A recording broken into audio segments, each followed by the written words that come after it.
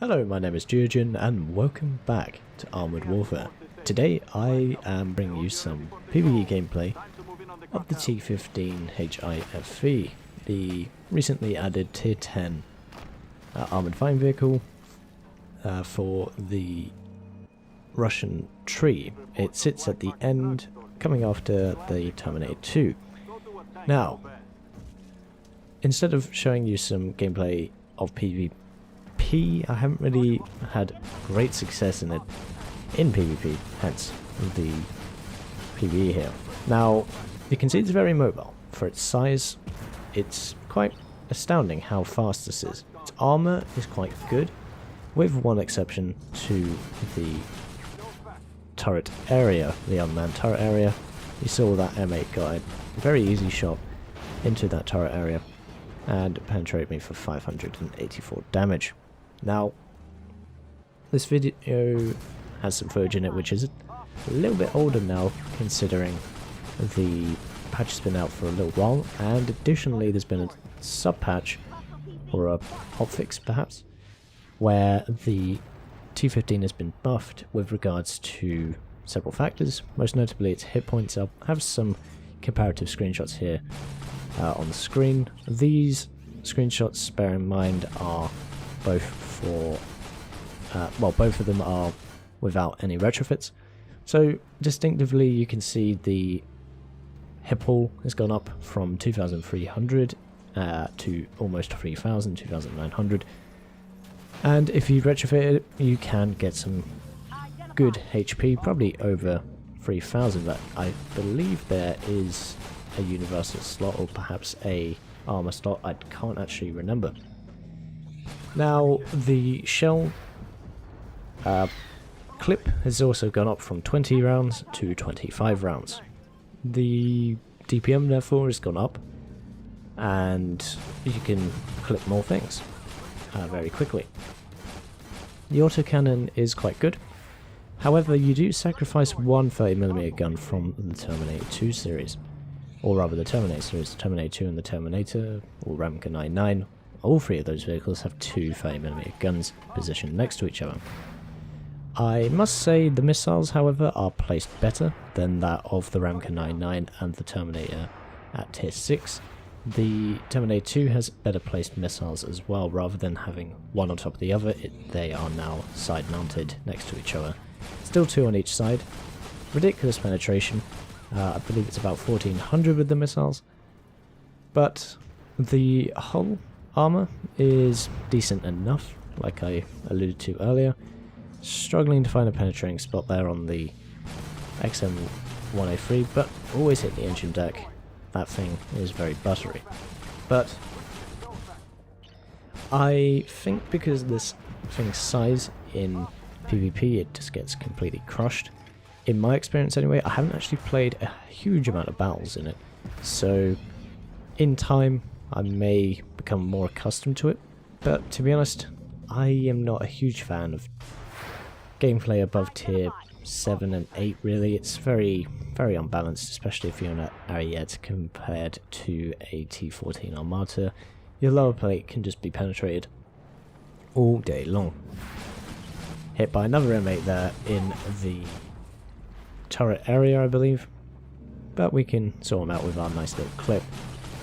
So you can see the damage does rack up very easily in PvE, and if you do fight vehicles, rears and M8s, things like that, you will rack up the damage very easily, especially with the recent change in the hotfix, adding more health and a better clip size. I believe the damage has also changed slightly. I believe it's gone above 100 per shot. So right now you can see I'm doing about 94 damage. It does go above 100 on some occasions, but it's usually in the 90 to 100 range, rather than 110 I believe it is now per shot.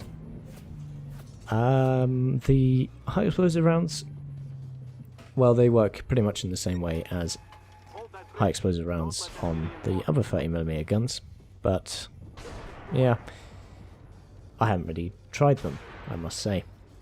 Missiles, same speed as all of the other Terminators, only the M111-34 has faster firing missiles, getting some critical damage there and some hits over 100.